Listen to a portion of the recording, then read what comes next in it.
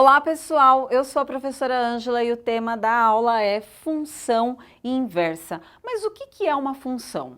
Vamos supor que você esteja precisando de canetas e você vai até uma papelaria.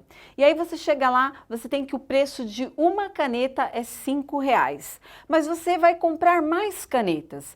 Então, uma função é a relação dos elementos de um conjunto com os elementos de outro conjunto. Suponhamos que o número de canetas que você vai comprar está aqui, olha, neste conjunto A.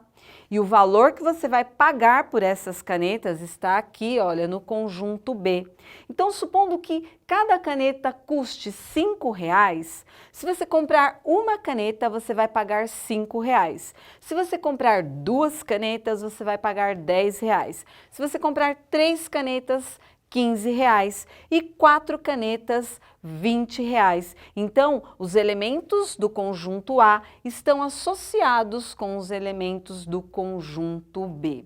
Quando nós falamos de uma função inversa, o que nós temos ali? Uma caneta custa R$5. A inversa é como se você tivesse R$5. Quantas canetas você vai comprar? É o inverso. Aqui você comprava uma para pagar 5. Agora aqui você tem R$5. Quantas canetas você vai comprar? Uma. Você tem R$10. Quantas canetas você vai comprar? Duas. Você tem R$15. Quantas canetas você vai comprar? 3. R$20. 4. Então, fazendo esta relação com a função inversa, o que vai ser a função inversa? Se eu tenho uma função de A em B, a função inversa vai ser uma função de B em A. E como que nós podemos representá-la? F de menos 1. Esse F de menos 1 representa uma função inversa. Então, F de menos 1, x. Uma função, nós podemos representar F de x. F menos 1x é uma função inversa. E quando que nós podemos falar que uma função é inversa? Então vamos observar quais são as características. Uma função é inversa quando ela é uma função bijetora. E o que é uma função bijetora? Vamos observar as características de uma função bijetora. Para ser uma função bijetora, ela tem que ser injetora e sobrejetora ao mesmo tempo. E o que é uma função injetora? Ela é uma função, ou seja, os elementos do conjunto A estão todos associados com elementos do conjunto B. E no conjunto B, quem leva a flechada, ou seja, quando eu faço esta associação de um elemento de A para B, olha, no conjunto B, quem leva a flechada só leva uma. Então, olha a associação, x1 e f de x1.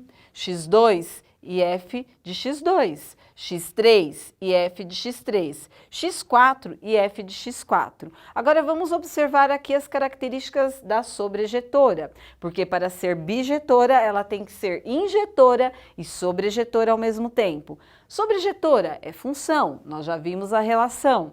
Não sobra elemento em B. Tem algum elemento em B aqui que ficou sem alguma relação? Não.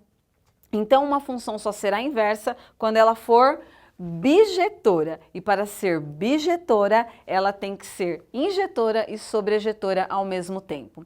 E como que nós podemos fazer esta representação em uma função?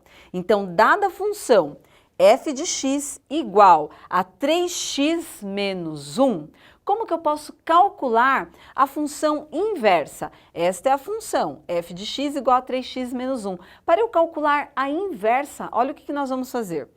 No lugar do f de x, eu vou colocar o y, porque f de x e y é a mesma coisa. Eu posso escrever f de x igual a 3x menos 1, como eu posso escrever y igual a 3x menos 1.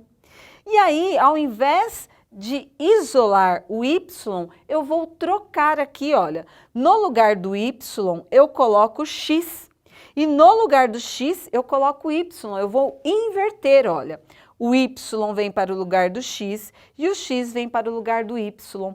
E agora eu vou isolar o y, porque o y vai ser a nossa função. Para isolar o y, eu tenho que deixar ele sozinho. Então, no caso, nós temos x igual a 3y menos 1. Para isolar ele, eu tenho que tirar esse menos 1 daqui. Esse menos 1 é negativo aqui no segundo membro, ele está aqui no primeiro membro positivo, porque o oposto de menos 1 é mais 1. E aí nós vamos ter x mais 1 igual a 3y. Mas o y ainda não ficou sozinho. Eu tenho 3y, então entre o 3 e o y eu tenho um sinal de multiplicação. Operação inversa à multiplicação é a divisão. Isolo o y, o 3 que está multiplicando vem aqui dividindo. Então, x mais 1 sobre 3 é igual a y. Então, esta função y igual a x mais 1 sobre 3 é a função inversa de f de x igual a 3x menos 1. Então, a nossa representação para esta função inversa será f menos 1 de x igual a x mais 1 sobre 3. Resumindo, para uma função ser inversa, ela tem que ser uma função bijetora. E lembrando que nós representamos com f de menos 1x.